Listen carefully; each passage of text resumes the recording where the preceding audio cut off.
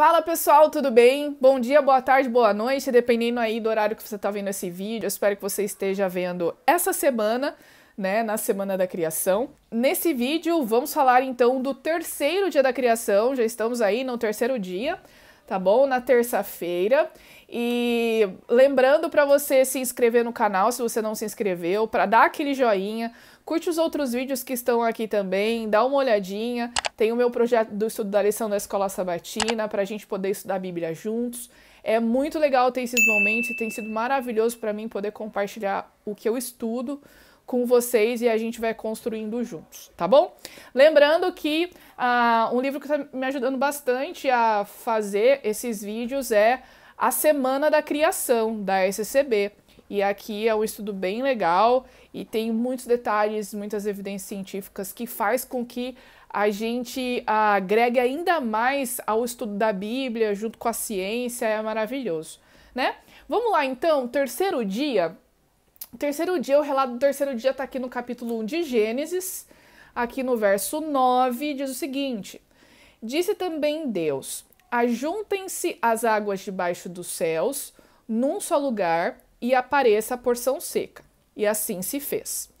Eu vou dar um tempinho aqui para dividir esse terceiro dia em duas partes, tá bom? Então, nessa primeira parte aqui, lembrando que no segundo dia, no primeiro dia,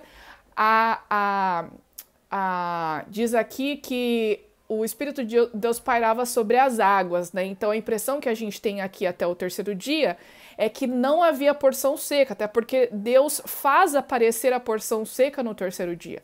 Então era tudo mar, era tudo um oceano, certo? Nesse momento o que acontece? Deus então faz aparecer a porção seca e cria então o continente.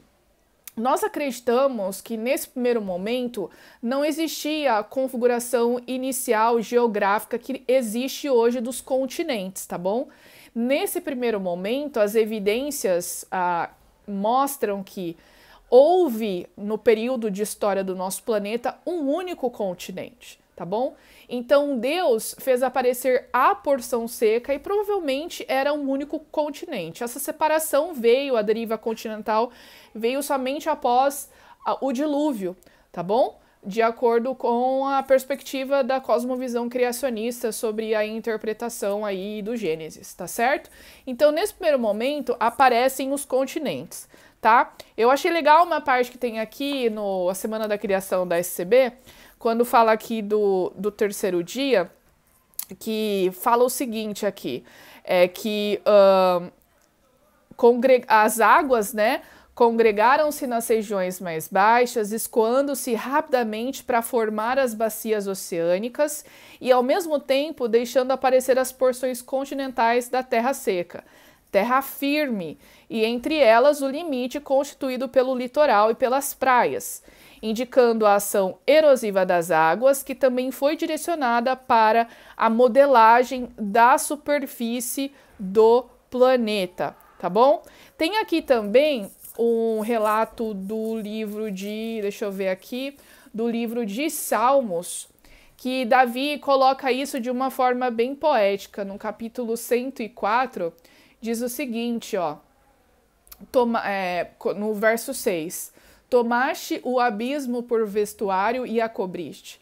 As águas ficaram acima das montanhas. À tua repreensão fugiram. A voz do teu trovão baterão em retirada. Elevaram-se os montes, desceram os vales até o lugar que lhes havia preparado. Puseste as águas divisa que não ultrapassarão, para que não tornem a cobrir a terra. Então, a gente vê aqui Davi colocando de uma forma poética esse momento. Também tem aquela parte, eu até comentei isso naquele vídeo que eu fiz sobre Indesculpáveis para Crer, né? Tá aqui no meu canal, depois eu vou colocar no card aqui em cima para vocês. Mas que Deus questiona Jó, né? Quem é que colocou o limite no mar, nas ondas, para não invadirem a terra, né? Então, a gente vê que existem muitas coisas aí que estão linkadas, certo? Então, nesse primeiro momento, a gente vê Deus fazendo aparecer a porção seca, criando o primeiro continente, tá certo? Depois a gente continua aqui no relato do terceiro dia da criação, porque tem mais. Lembra que eu gosto muito de pensar que Deus está preparando o ambiente para criar a vida, que já cria agora. Deus cria a vida no terceiro dia, olha só, verso 11. E disse Deus: produz a terra relva, ervas que deem semente, árvores frutíferas que deem fruto segundo a sua espécie, cuja semente esteja nele sobre a terra. Aqui eu quero falar 2 pontos. O primeiro ponto, como eu falei, Deus cria a vida aqui. E Deus está criando uma cobertura na terra que vai dar suporte, né, para as formas de vida mais complexas, né? A gente tem aqui as plantas, que são os produtores da cadeia alimentar, tá bom? Deus poderia ter criado as plantas depois dos animais? É lógico que ele poderia, mas Deus, ele é tão organizado, ele obedece às leis naturais, né? Ele é tão genial e incrível que a gente sabe hoje que tem a cadeia alimentar e que as plantas são a base de toda a cadeia alimentar. E Deus, então, cria primeiro os produtores, que vão servir de base para a sobrevivência das outras espécies. Então, eu acho isso muito genial, eu acho esse um ponto muito legal. Segunda coisa que eu quero chamar a atenção logo aqui, que vai se repetir nos outros dias. Diz aqui que produza a terra relva, árvores que deem semente, árvores frutíferas, que deem fruto segundo a sua espécie. Uma coisa importante, pessoal, é que a gente não pode interpretar esse conceito de espécie como nós entendemos hoje na biologia.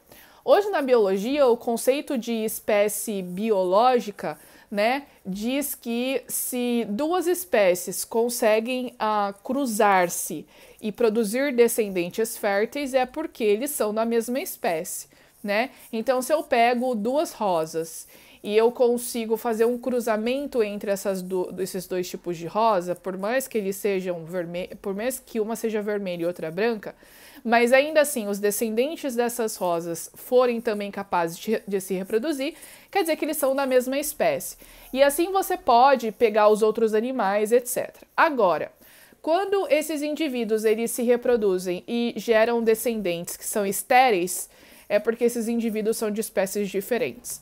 Basicamente, esse é o conceito vigente de espécie que existe hoje, mas é importante dizer que existem mais de 20 definições de espécies que os pesquisadores e biólogos nos seus diferentes campos e áreas do conhecimento da ciência podem usar de acordo com o seu objetivo, e é assim mesmo, mas nesse contexto, essa espécie tem a ver com tipo e não com a espécie biológica que a gente tem hoje, tá bom? Então, Deus teria produzido aqui os tipos de plantas que deram origem depois às plantas que a gente conhece hoje, tá bom? Então, esse conceito de espécie é importante a gente chamar atenção, porque isso tem repercussões depois, não só nos outros dias da criação, mas também quando quando Noé ali, os animais estão entrando na arca e o texto fala a respeito da família, né?